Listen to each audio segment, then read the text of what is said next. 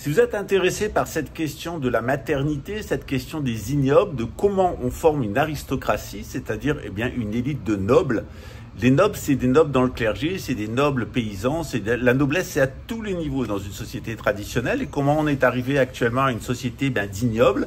On l'a fait en exposant les femmes à la perversité sexuelle des hommes, en faisant des femmes qui n'ont pas de vertu, et en faisant des hommes qui n'ont aucun instinct sain, qui vont avoir des instincts bestiaux, c'est la musculation, c'est le fric, c'est la pornographie, etc. On a toute une génération de détraqués mentaux qui ont été détraqués par la pornographie, c'est 60% des requêtes sur Internet.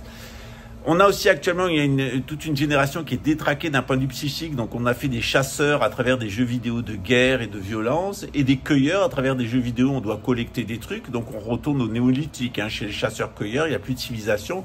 Vous étonnez pas pourquoi ces jeunes-là, ils rêvent d'avoir un Neuralink avec des implants et être connectés à une intelligence artificielle, c'est parce qu'ils n'en ont aucune d'intelligence.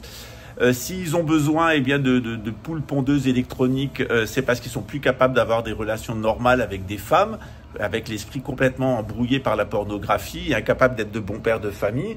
Et s'ils veulent autant muter d'un point de vue génétique et être contrôlés génétiquement, c'est qu'à la base, ils ont eux-mêmes conscience qu'ils ont des gènes de merde. Voilà. Quand on veut changer ces gènes, c'est qu'ils sont mauvais. Quand on veut une couveuse, c'est qu'on trouve que des putes et qu'ils sont plus capables de concevoir des enfants sains. Et quand on veut se mettre sur un Neuralink pour être plus intelligent, c'est que quand même, à la base, on est très con. Voilà. Alors, si vous êtes intéressé à la question de comment on fabrique une aristocratie, à tous les niveaux, l'aristocratie, c'est les meilleurs, c'est à tous les niveaux. C'est les meilleurs des paysans, les meilleurs des artisans, les meilleurs des juges, les meilleurs des policiers, les meilleurs des collecteurs d'impôts, les meilleurs des militaires, les meilleurs des religieux, les meilleurs des médecins. C'est meilleur à tous les niveaux. Eh bien, il y a un guide pour ça s'appelle La République de Platon, on y reviendra. Et Platon, il nous donne aussi un discours très intéressant dans le banquet avec Diotima. Et Diotima, c'est une femme philosophe, une femme très intelligente, très pure, très belle, très spirituelle. Et Diotima, explique toute cette question du véritable amour entre un homme ou une femme, un homme et une femme, c'est-à-dire le moment où l'enfant, il est le fruit de l'amour, et il est le fruit du père et la mère dans la pureté, l'intelligence la plus extrême. Donc on reviendra sur Platon, et petit à petit, vous allez ouvrir les yeux, vous allez voir que nos institutions sont animées par des...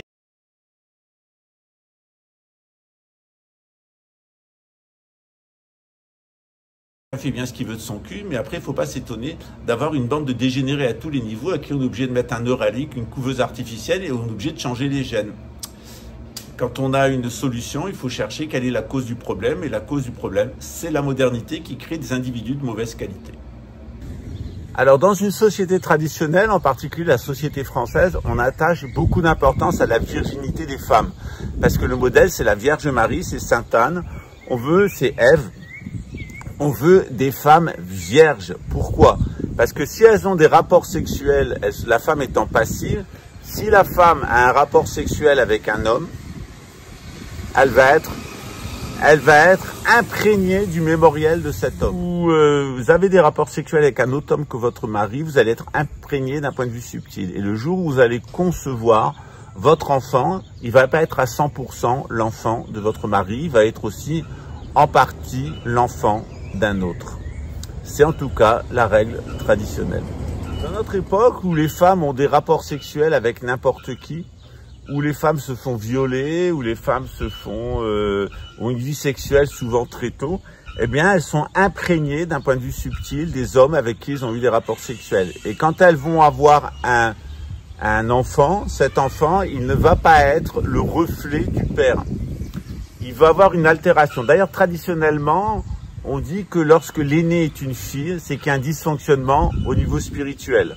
Si ça fonctionne bien au niveau spirituel, l'aîné c'est un garçon. Lorsque ça dysfonctionne, l'aîné c'est une fille, c'est-à-dire c'est le principe passif qui a pris le dessus. Dans toutes les sociétés traditionnelles, la femme elle doit être vierge, fertile, et l'aîné doit être un garçon. À partir du moment où l'aîné est une fille, déjà c'est une indication qu'il y a un dysfonctionnement au niveau spirituel. Et puis ensuite, ça ne veut pas dire que les hommes et les femmes ne sont pas égaux, ils sont parfaitement égaux. Ensuite, le garçon, normalement, il doit être complètement le reflet du père, ce qui crée une obligation pour le père de s'occuper de son reflet à l'extérieur. Le garçon est le reflet du père, et en éduquant son fils, l'homme se rééduque lui-même. Or, si vous avez des chiens, quand vous avez un chien de race, moi ma tante elle a un Yorkshire, il a tout l'instinct du Yorkshire, il se comporte comme un Yorkshire, et on lui demande pas de se comporter comme un chien de chasse, on lui demande pas de se comporter comme un lévrier, ça serait ridicule. Or, lorsque vous avez un fils qui a déjà été contaminé par d'autres, votre femme a été contaminée par d'autres hommes, votre fils va être un bâtard, il n'est pas parfaitement votre reflet, donc vous allez avoir du mal à l'éduquer, à le discipliner, à lui transmettre des valeurs. C'est pour ça qu'à notre époque, la plupart des garçons sont en conflit avec leur père, parce que leur père n'est pas intégralement leur père, et on a beaucoup de garçons d'ailleurs qui vont chercher un autre père à l'extérieur.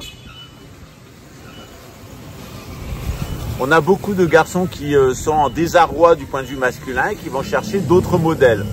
Alors généralement, ces modèles, ils vont le chercher dans d'autres hommes, mais à l'heure actuelle, on trouve plus beaucoup de mentors spirituels, on n'en trouve plus du tout, des hommes qui sont des modèles.